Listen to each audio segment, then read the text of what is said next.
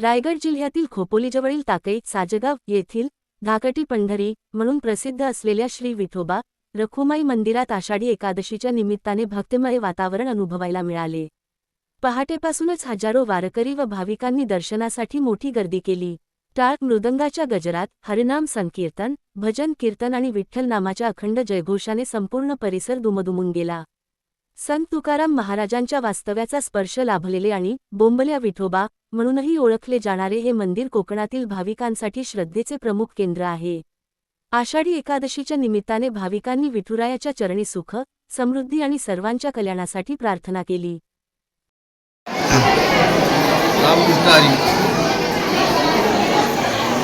मंडळी आषाढीची पर्वणी फार मोठी असते आणि ह्या एकादशीच्या निमित्ताने आम्ही सर्व भाविक लोकांची दर्शनाची व्यवस्था चांगल्या प्रकारे करत असतो। तिथे अनेक गावोगावातून तालुक्यातून जिल्ह्यातून लोक येत असतात। जवळजवळ 14-15 हजार लोक दर्शन घेतात। पहाटे 3 वाजल्यापासून मी इथे हजर आहे आणि 4 वाजता महापूजा झाली आणि त्याच्यानंतर 5:30 वाजता दर्शनाला सुरुवात झाली। तेव्हापासून भरपूर लिंग लाईन होती। आतापर्यंत भरपूर लोक दर्शन घेऊन जात आहेत। मध्ये दिंड्या आल्या आणि दिंड्यामध्ये आम्ही सर्व दिंड्यांचं स्वागत केलं। त्या गावोगावून दिंड्या आल्या होत्या आणि त्या सर्वांचं स्वागत करून त्यांना न्यायाचे दर्शन घेण्यासाठी प्रयत्न केले। आणि ह्या धाकट्या मंडळीमध्ये आतापर्यंत जे काही कार्यक्रम होतात इथं अखंड विना आहे। या धाकट्या मंडळीमध्ये बाल संस्कार शिबिर घेतला मागच्या महिन्यात। त्यानंतर त्या शंभरी गेली। आपण शंभरी म्हणजे तिथे रिंगण केलं, गाळून देऊन घोडे आणले होते आणि त्याचं रिंगण झालं इथे या ठिकाणी। आणि त्या रिंगणामध्ये सर्व भाविकांनी या तालुक्यातल्या सर्व लोकांनी भाग घेऊन सर्व मोठा महोत्सव झाला आणि त्या शंभरीचा मोठा आवाजावा करून ते या ठिकाणी आम्ही ती शंभरी केली। विजयोत्सव मोठा झाला।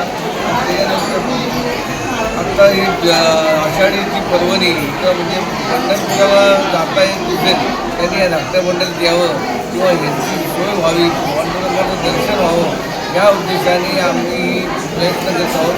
आणि ह्याप्रमाणे आपल्या धाकट्या मंडळीमध्ये इथं बरेचसे लोक इथे येत असतात आणि दर्शन घेत असतात।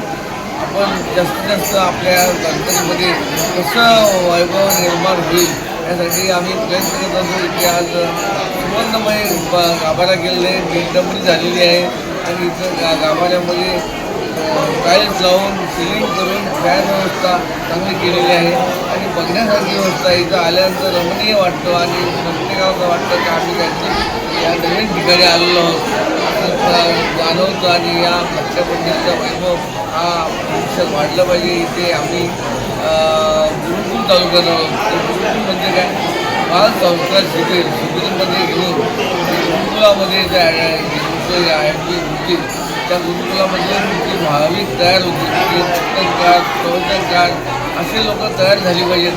धाकट्या मंडळीचं नाव उज्ज्वल झालं पाहिजे। म्हणजे योग संस्था जशी आळंदीची तशी या धाकट्या मंडळीची शिक्षण संस्था चालू झाली पाहिजे असे प्रयत्न आहेत। त्यामुळे धाकट्या मंडळीची